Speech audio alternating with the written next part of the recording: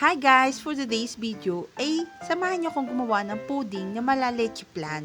So, ayan na nga, nilagay ko sa blender, nilagay ko ng milk. Kaso, parang hindi kaya ng blender. So, nilipat ko siya sa food processor. Ayan na nga, nilagyan ko siya ng 2 cans of evaporated milk. And then, 3 eggs. Whole eggs, And then, yung half can of condensed milk para hindi siya masyado matamis. And then, nilagyan ko rin siya ng 2 teaspoon of vanilla. So, yan whisk ko lang siya. Mix, mix, mix. Mekus, mekus, mekus, mekus. Mga sis, mga beshies.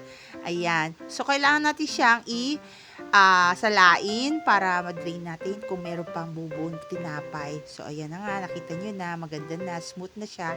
Hindi, kailangan natin lanera. So, yung lanera, nilagyan ko siya ng 1 tablespoon of white sugar. Sinalang ko sa mahinang apoy at hinantay ko siyang maging caramelized. And then, ready to steam. So, ayan na nga, takpan natin. Wait for 15 minutes, pwede na siya. Pwede na rin siya mag-toothpick test.